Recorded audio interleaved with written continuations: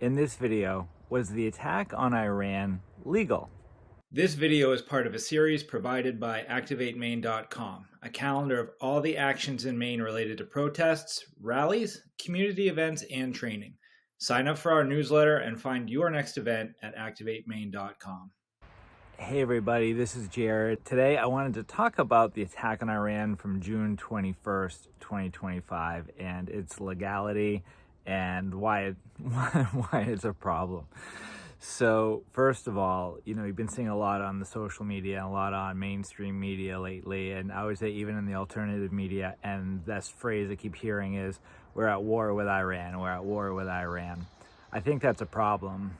The fact of the matter is we're not at war with Iran. We dropped bombs on Iran, and the idea that we're going to normalize being at war with Iran is problematic.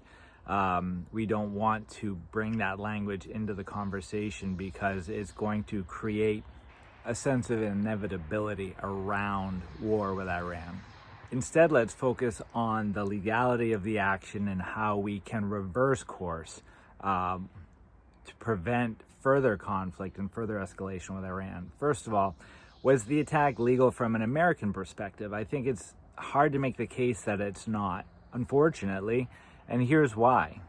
We have been seeing a lot of Congress representatives, senators, posting things like, Trump went around, congressional authority, etc. It is true that the power to declare war is reserved to the legislative branch in Article 1 of this thing called the Constitution.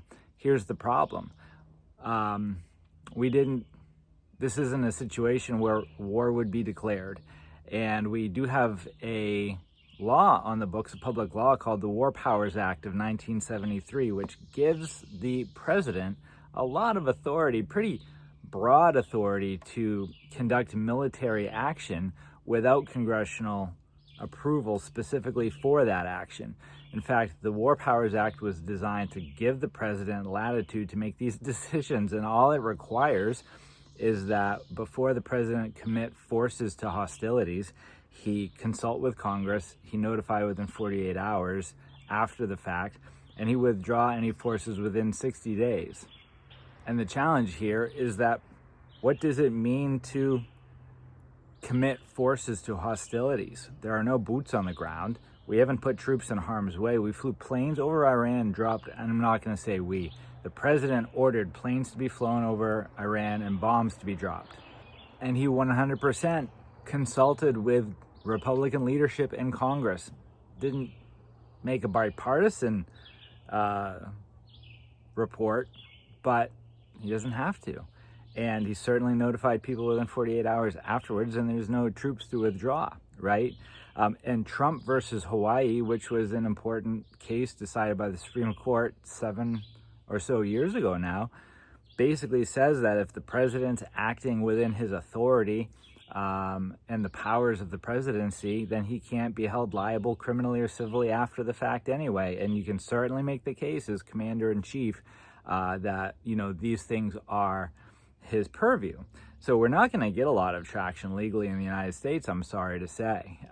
What's more interesting is that the UN Charter has a lot to say on this. And basically what the UN Charter says is there will be no unilateral military action without justification. And the things that would justify this type of action are approval from the UN Security Council, which Trump certainly has not gotten, or as a response to a direct military attack, which hasn't happened.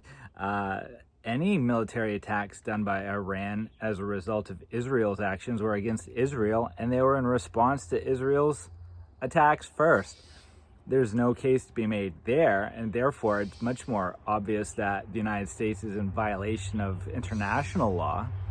I think the stronger case that can be made is that this move is deeply unpopular and 100% goes against the will of the American people. And that's the direction to focus on when we do take action. So what can we do?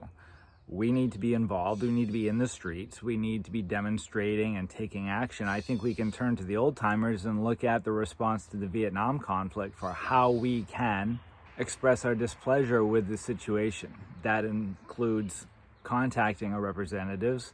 Jared Golden, Susan Collins need to hear from us, and I think it means getting in the streets and taking specific action on this issue so that we can have more responses like the No King's Day protest, where people see that across the state of Maine, people are not okay with these actions. So the best thing you can do is go to activatemaine.com and check out the calendar to find your next protest, rally, action, and get involved, get into the conversation and get into the streets so that more people know that Mainers are not okay with President Trump dropping bombs on Iran.